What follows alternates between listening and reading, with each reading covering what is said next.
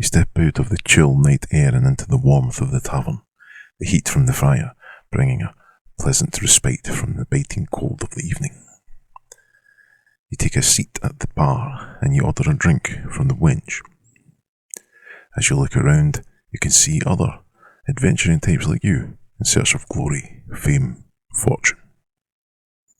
As you survey the bar, at the back of the room, you can see a man shrouded in darkness, his face obscured with a hood.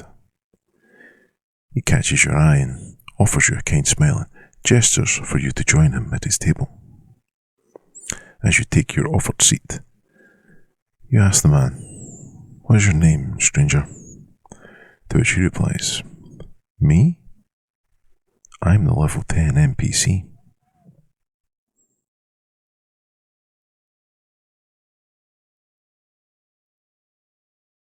Hello and welcome to Level 10 NPC. My name's Stephen and I'm your host and your guide in this channel where we'll drill down into the minutiae of turning numbers and statistics in your character sheet into playable player characters.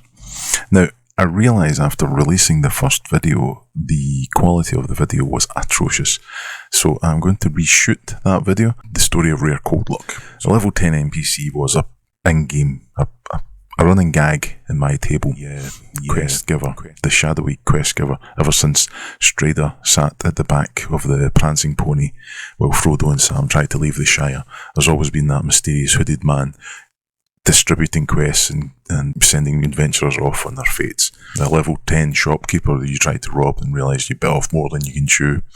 The king of the land that you currently inhabit.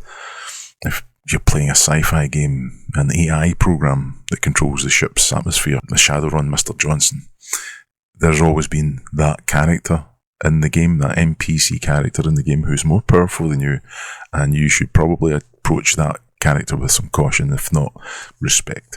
So it seemed like a nice name for the channel, a running gag, and it's a name that's kind of followed me around in my career as a role player.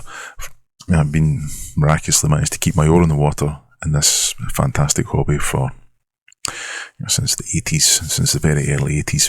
But it also has another meaning, a flip round after a conversation I had with my long-time erstwhile companion, my very, very good friend Rick, who's been my dungeon master since I started playing. We had this conversation and he pointed out that a level 10 NPC could also be alluding to the point of the channel, and that you're playing an NPC if you aren't injecting some kind of character into that numbers and stats. You're at the table, you're present, and you're rolling dice, and you're fulfilling a combat role for your dungeon master, but you're not contributing anything to the story. You're just a non-player character, effectively, by definition. So what we want to attempt to try and do in this channel is turn those NPCs into PCs. For the purposes of the first video, we're going to keep it D&D, we're going to keep it 5th edition, because I'm willing to bet most of the players coming to this channel for advice and guidance are new players, and their first experience of new games or new role-playing games would be through 5th edition. So we're going to make our character. She's called Rair Coldluck, and this is her tale. Okay guys, so here we are in D&D Beyond. This is the indispensable guide for all 5th edition role players. It's produced by Wizards of the Coast now. It does all the math and it's all the workings in the background for your character. All you do is click a few options and your character is built for you. I'm going to go through the process of making the character from start to finish. The first thing I always do is give my character a name with the help of fantasy name generators. If you haven't had a look at fantasy name generators, or you've never heard of fantasy name generators, I can't say enough good things about this website. It's free to use, but he does accept donations. Please support this website if you're going to use it, even if it's just the occasional click of a button. So in here, you check in elven names, and it would give you a list of options. Dungeons and Dragons, half-elves, elf names from the Witcher, Pathfinder, elven city names, etc. Just pick one of these and click yourself an elf. And then you get a range of options. You usually get 10 a page, and then you can gender specify male or female. I will say this about fantasy name generators, and it's worth noting, a lot of the time you do sometimes just get a stream of consonants together which make an unpronounceable and indecipherable word. Be aware of that, and sometimes it's better to go to just an English sounding fantasy name. But there is over here fantasy, folklore, real names, places and locations. There's an absolutely inexhaustible resource of fantasy names. Please support the guys' channel. Back to our characters. I already went through that process, and Rair Coldluck was the name that the fantasy names gave us. The next step is to select a race. Well, I did this randomly. There is 9 playable races in the player's handbook, and there are some subcategories of each. So I rolled the D10, and I got an elf, and I rolled the D4, and I got whatever number the wood elf came out in. And this is all the things that you get for being a wood elf. You get dark vision, keen senses, fey ancestry, trance, ability score increase, weapon training, fleet of foot, and mask of the wild. Dark vision lets you see in the dark. Keen senses gives you proficiency in perception skill, which is excellent. You have advantage on saving throws to being charmed, and magic can't put you to sleep. Very useful. When you go for a rest, you don't go to sleep, you go into a meditative trance. So you're still aware of what's going on, but it will take you half as long to do a full long rest as the rest of the party, who generally take 8 hours to do so. You get a +1 to your wisdom. You gain proficiency in longsword, short sword, shortbow, and longbow, and you get an increase in your speed. I rolled randomly for her class and got a monk. The abilities I applied thus. There is different options here. Standard array, manual rolled, point by. I'll go through them quickly. Standard array, you get a set of statistics. You get an 8, generally known as the dump stat, because it's the negative modifier. 10, which is a nothing, it's a flat out no plus, no minus. And then you start getting bonuses. You get a 12, a 13, a 14, and a 15 to apply to your stats. And you build your character according to how you want those statistics to land. Being a monk, dexterity is the most important skill. However, you'll see that I haven't put my highest number, and then you'll see I put 14, which is my second highest number, because being an elf, I got a +2. Being a wood elf gave me a +1 to wisdom, but being an elf gave me a +2 to my dexterity. That +2 gives me a 16 dexterity, and that 15 in my wisdom gave me a 16 wisdom, because being a monk, wisdom is as important as dexterity for calculating my armor class and how difficult it is for creatures to resist the effects of my monk talents. They were my 2 stats that had to go as high as they could. Now I'll talk about the dump stat. Charisma. You are not going to be doing the talking in the party. You're not the face. Your job is to punch things. You are a combat model. Strength is not important for a monk, though it is somewhat important for carrying capacity, so I gave, and to indicate some sort of physicality, so I gave her a 10 in my strength. The rest of the things, I put the 13 in my constitution to give me an extra hit point, and I put the 12 in my intelligence to give me a +1 to any intelligence-based skills. That left me with a stat line of 10, 16, 13, 12, 16, 8, or if you want the modifiers, +0, +3, +1, +1, +3, -1. And then we go into the description. I wanted Rair to be a street rat, an urchin from Waterdeep, so I chose the urchin background. And in the urchin background you get some more skills and proficiencies. Sleight of hand and stealth for sneaking around the city and stealing things off of market stalls, basically. It's how you learn to survive as a child. And disguise kit and thieves' tools for the skullduggery and subterfuge of just what it takes to live in the city. Feature you get for being an urchin is you have a knowledge of the city. You have a way to move around the city, and you're a lot faster at doing that than somebody who isn't familiar with all the side streets and back streets. And then it gives you a list of suggested characteristics. I have already selected these, and I will go into that when we go down into character details. I chose the alignment as neutral good. She isn't a bad person, but she is looking out for herself. Above all else, she values herself. She has a modest lifestyle. If you're an adventurer, I assume that you can afford 1 gold piece a week to have a nice hot meal and a bunk to sleep in, at the very least. I just filled in some flavour text here, gave her blonde hair, pale skin, violet eyes. She's tall, she's quite slight, she's 156 years old. She's a female elf. Now, the personality traits. Now, this is the options from up here that you select. Personality traits. I ask a lot of questions. I bluntly say what other people are hinting at or hiding. These are Charisma 8 things. Think of the people in your life who don't listen to what you say. They just butt in and talk over you, and theirs is the only opinion that matters. They are Charisma 8 people. You just answer questions with questions. That kind of annoying person. And you pick up on the social cues, but you don't necessarily heed them. So if people are hinting or dancing around the subject, you just straight out put it out there and talk about the elephant in the room. Ideals. People. I help people who help me. That's what keeps us alive. Now that's the neutral standpoint in her. You help her, she helps you. You scratch my back, I scratch yours. That kind of attitude. Bonds. I owe my survival to another urchin who taught me how to survive in the streets. Now we'll touch more on that when we get to the backstory. Again, the flaws. People. She has seen both sides of what humanity has to offer, and she cares little for them. People who can't take care of themselves get what they deserve. Basically, survival of the fittest. If you can't take care of yourself, you're no use to me. It's a hard stand. It's a hard line in the sand. But as we will discover, and when we get into her backstory, Rair has she's had some difficult decisions and things that in her past. The next thing here in the characteristics is all the other stuff. Right, I have created through the process of my backstory. I have created all these other things. So we will get into this. This is the backstory here. We will get into this when we get to the next stage of the video. And I'll explain to you where the Moon Hydra clan came from, who Hawkish Thistlenozzle is, who the enemy Orphan Tommy is, etc. The next stage would be your character sheet, like such. She has a dart and a quarterstaff that she fights with. She has unarmed strike. She has her, if you go into features and traits, it tells you all the things that she can do as a monk. She martial arts, and then all her abilities for being an elf. Down this column we have her skill proficiencies. As you can see, because she's a highly dexterous character, she has a +5 in her dexterity, which is a good start, a +5 in her insight because she's got high wisdom, so she's good at getting out the road of things and jumping over things, and she's good at reading people. She's very stealthy. That's the skill she learned from growing up in the streets of Waterdeep, and she is very perceptive for keeping an eye out for the law. Probably. As you can see down the things there, the +1s and the intelligence based skills from the high stat or the middling stat that's stuck in there, the 12. She does come up short on the charisma based skills, but like I said, she isn't very charismatic, and that is represented by she can't deceive people because when she just can't lie. She probably got a really terrible singing voice, and likewise, she just doesn't have the gift of the gab. Her saving throws and her characteristics down the side here, and that is that. You could quite easily sit down at the table now and roll dice and contribute to the game in that fashion, but we don't do that here at level 10 NPC. We turn those non-player characters into player characters.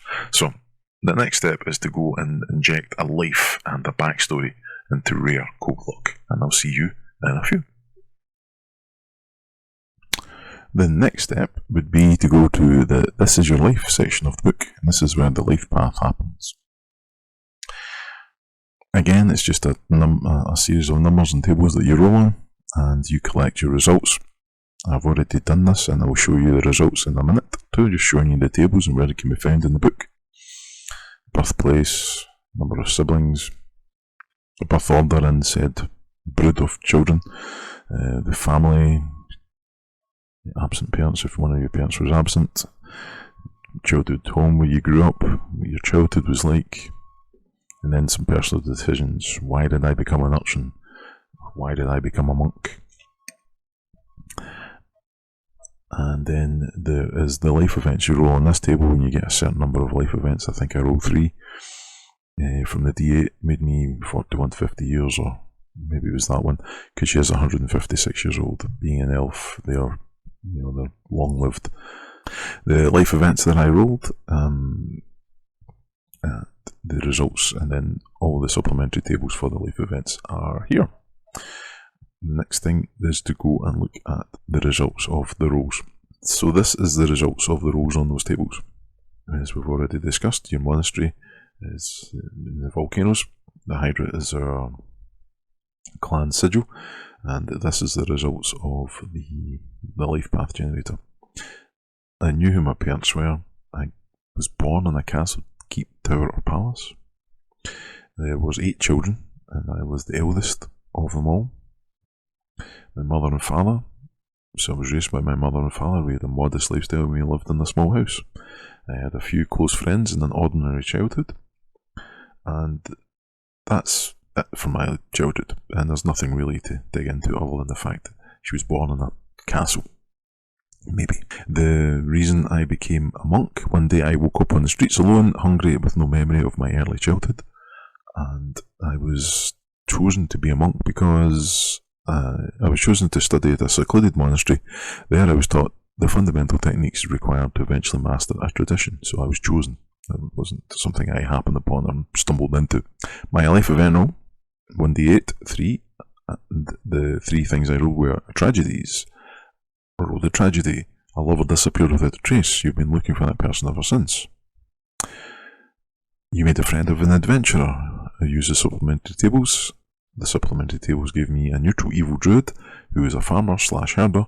He is a gnome and he is alive and infamous. The third thing I rolled was I had a supernatural experience. Roll on supernatural events to find out what happens next. And I saw a ghost. The next thing I would do when I'm making my character, we're into the backstory section, I would head over to cooltext.com, make myself a banner here, Rair Coldluck, and now it's story time. The wood elf monk known as Rair Coldluck had already lived a checkered history in a relatively short life. She is the eldest daughter of a family of 8 siblings.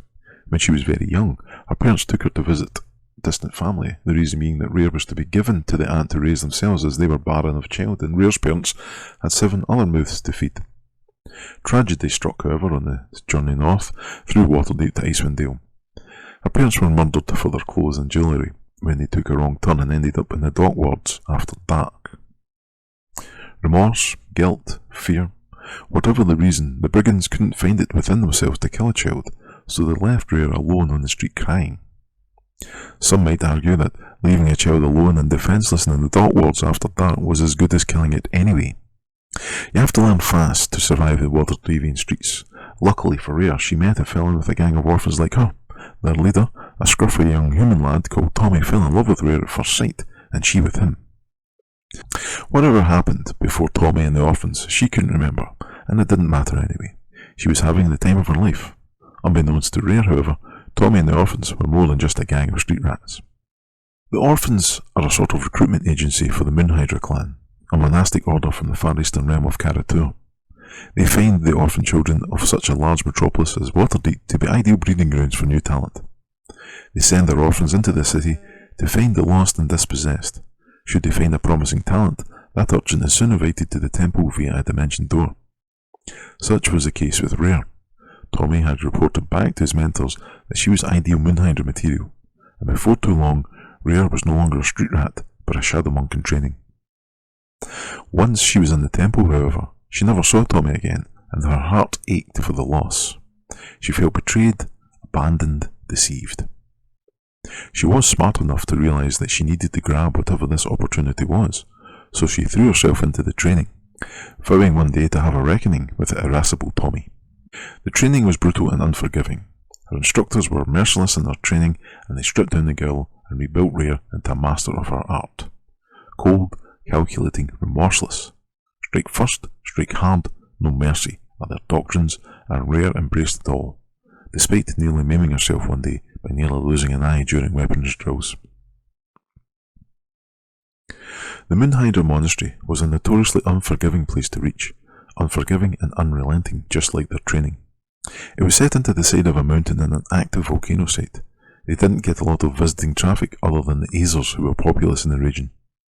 One intrepid adventurer who did make the journey and sought refuge at the Moonhydra Temple was a gnome druid called Hawkish Thistlenozzle. He struck up a friendship with Rair after she defended him from some angry Azer villagers. Hawkish may or may not have been responsible for his theft of the rare mushroom colony, but he was outnumbered, and Rair took the stance to defend the gnome in the justification of evening the odds. The gnome appreciated the neutrality of the actions, and they became fast friends. Turns out Hawkish was in fact the thief of the mushrooms, and he has a very lucrative side business in illegal narcotics. Recently Rair has been visited by the ghost of a wood elf woman who looks like her, but she can't place her. Something buried deep inside her mind niggles at her, but she can't remember. Troubled by this ghostly apparition, she has requested time away from her training to explore it.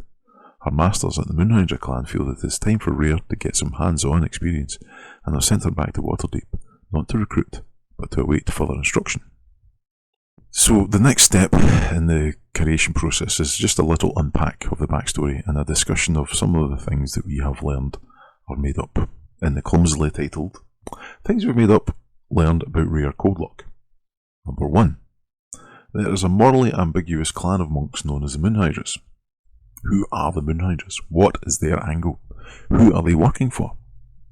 Why are they recruiting urchins and orphans from the city of Waterdeep, transporting them thousands of miles to the far eastern coast of the Forgotten Realms to train them to be infiltrators, assassins, spies? For whom? For what? For why? Questions that a dungeon master can expand upon and explore over the course of a campaign. Are they working for the Xanathars, for instance? The Xanathar Guild, the Thieves Guild in Waterdeep? Is he looking for some extra muscle? Is there another war with the Zentarum brewing? Maybe the Lords of Waterdeep are looking for something.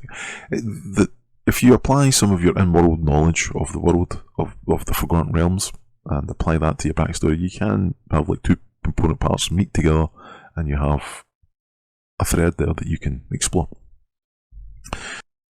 Number 2, there's the rather infamous drug baron Hawkish Thistlenozzle. Rair's friend, ally. Maybe Hawkish Thistlenozzle's narcotics are a source of misery in the game. There could be people dying, kids dying on the streets from this bad batch of whatever the narcotic that Thistlenozzle produces. They could be hired by a patron to explore where the source of this drug is and destroy its production and destroy the producer. How would Rair's character, or how would Rair's player feel if the source of the endgame boss of this adventure was her old friend Thistlenozzle? Would they stand with their old friend or would they stand with their new allies? Interesting role-playing situation there, and a moral quandary worthy, I think, of a backstory. Number 3.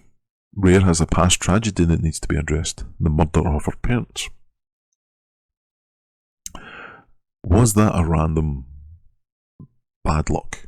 Did they just randomly stumble into the bad area of town and get mugged and got killed in the process? Happens. So there is a high possibility that it was just random, but a more interesting possibility is that it wasn't random. Maybe one of the parents was a harper, for instance, and it was an assassination. They didn't count on the being there with their family, the husband or the wife and the child. So to make it look like a robbery, they killed both the parents and left the child alive. That's a possibility. So that then begs the question, who were the parents? What were they doing? And now that Rair has started to be visited by the ghost of her mother, although she doesn't know who that is yet, suggests that there is unsettled business ahead and Rair might need to explore that or settle accounts, come face to face with the murderer of her parents. Interesting story point, quite an interesting scenario to play through, a very character driven spotlight adventure for Rair Coldluck's player. Number 4, the confrontation with her old flame Tommy. Now, Tommy sold her a comedy, but she ended up with a drama. She feels betrayed and deceived by Tommy, and rightly so. There's a particularly fractious monk versus monk showdown there. A recurring NPC could be made of Tommy and the orphans. It could be an antagonist for the characters in a city campaign. But then it also begs the question, knowing that growing up in Waterdeep, an urchin lives hand to mouth day to day, not knowing where their next meal comes from, to then be offered the chance to go to the monk's temple and have regular meals and clothed and fed, have a roof and learn some martial arts, it's not that bad a deal. Sure, the training is brutal and it breaks more than it mends. Would Rair's character deny another urchin the chance to become another monk? A moral quandary again for that player to decide. Is Tommy actually doing a bad thing? Sure, he went about it the wrong way, but he is offering these kids a chance at a better life from a certain point of view.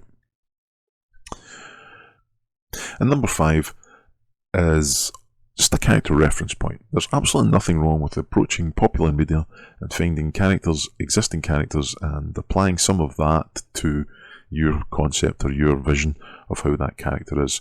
Looking at how Rair has been built, and that's effectively what she has been. She's been stripped down to the bare bones and rebuilt into this monk, this martial arts shadow monk. It sounds very much like the Black Widow program from the Marvel movies. They take these young girls in and they condition them and brainwash them and then disperse them throughout the world as assassins and spies. And that's kind of what we're looking at here with the Moon Hydras. And it's certainly a good building point, because that's what the Black Widow was about. She didn't have a magic hammer, she didn't have a suit of power armor, she couldn't summon lightning or shoot light lasers from her eyes. She was a human, highly skilled human. And that's what a monk is. Another possible character point, reference point for Rair would be the River Tam character from the Firefly TV show. Something happened in that girl's past, and she was conditioned, or she was trained, and every now and again she was triggered, and she became this angel of death. And she was a sort of withdrawn. She didn't have a high charisma, in as much as she couldn't really hold a conversation. She said weird things, and she just said what was on her mind. And so yeah, there's a few sort of cultural references there that you can apply to Rair, and start with that, and then build your own character on top of those building blocks. Okay, that's that. We've had a little read through of Rair's history, and we've had a little unpack of the relevant points that have came from that history, little plot hooks that a Dungeon Master can weave into the overarching plot of his campaign. I'll see you in the next part of the video, which is just the wrap up and a little discussion about the character. Okay guys, now we have both component parts of a complete character. In the first stage we made the numbers and statistics and all the mechanical parts that you need to play the game, and in the second stage we created a backstory and a history to combine with those numbers and stats to build the whole complete package. Now you have a character who has agency, who has things to do, has a personality, has a history, and of that you have the ambiguous Moon Hydra clan, you have the recurring NPC of Hawkish Thistlenose, or the drug baron, you have the looming confrontation with Tommy the orphan, and you have the investigation or the unravelling of the murder of your parents. And that's what it's about, guys, at the end of the day. That shared experience that you and the other players around the table imagine together, and you can recant those tales with clarity of things that never happened, with the clarity of things that actually do happen in your lives. I still do that with my friends. Talk about old campaigns and characters, and do you remember when such and such did this, and you remember that deck of many things, and John's character ended up in the pits, and yeah, there's great stories to be had, and over the course of your role-playing campaigns you will have these tales to recount with your friends. And if you're at the start of your journey as a role player and you have all this to look forward to, I can't wait to hear about it. And hopefully you guys will share your stories with me in the comments. When it came to making Rair, I have maybe an unfair advantage in that I have been playing this game for a long time, and I have a lot of inside knowledge. I mean, it's often been said I know more about the geography of Faerun than I do about planet Earth. But it was a lot of fun making the character, and it was a lot of fun getting back into the thinking about the world in general and where Rair may fit into that world. Yeah, I think that'll be doing it for the video. You have all the parts, you have all the things that you need to play the game. You have your character. All you need now is some friends and a Dungeon Master. And as always, adventurers, may your adventures be filled with fun, frolics and fortunes. Stephen here, just to say thanks so much for watching, guys. I understand everybody's time is precious, and any time you spent watching one of my videos, I really truly appreciate that, so thank you so much. If you liked it, please hit the like button, and you want to know when the next one's out, hit the bell, and you want to subscribe, hit the subscription button. There is a Google Drive that accompanies the channel at this very address, and in there you will find all the characters that we make on the channel, which is available for you guys to then just bluff and pluck and stick them in your game. Have a ball. You can find me on Facebook at Level 10 NPC, and you can find me on Twitter at Level 10 NPC. Please come along, join in the conversations, and make the community work. I shall see you in the next video. Bye bye.